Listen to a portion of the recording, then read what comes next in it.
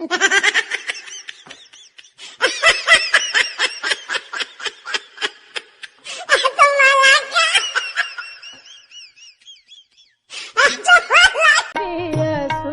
भयावनी पशुपति भाविनी माँ। नेताजी जिंदाबाद जिंदाबाद जिंदाबाद, नेताजी जिंदाबाद जिंदाबाद जिंदाबाद। मिथिला के नेता केहन हो, नेताजी जेहन हो, जिंदाबाद जिंदाबाद। मिथिला पार्टी जिंदाबाद, मिथिला पार्टी जिंदाबाद।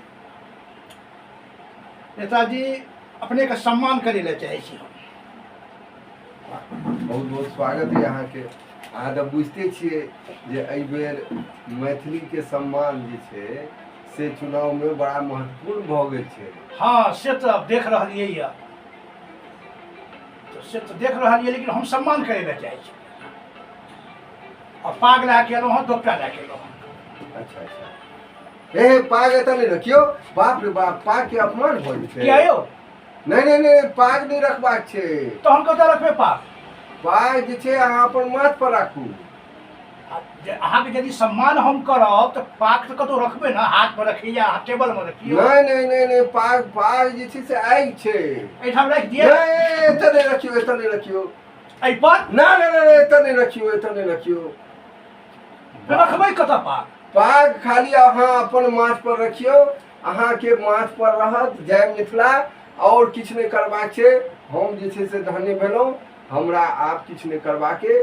पाग के अलावा मैथिली में जे करबाके पाग हमरा नहीं चाही। हिरे बा, एहि पाग के लेल जे छै से फला जिला के सांसद जे छै से पाग मंत्री बनि गेला हँ, दोपटा मंत्री बनि गेला हँ, और मखानक माला मंत्री बनि गेला हँ। अहाँ के पाग नहीं चाही? हम ई डोपटा अहाँ के लऽ लै छी, मुदा पाग जे छै से हमरा माफ करू। हिरौ बा, ई पाग विश्व भर में सबके माथ पर हो, लेकिन हमर माथ पर नहीं हो।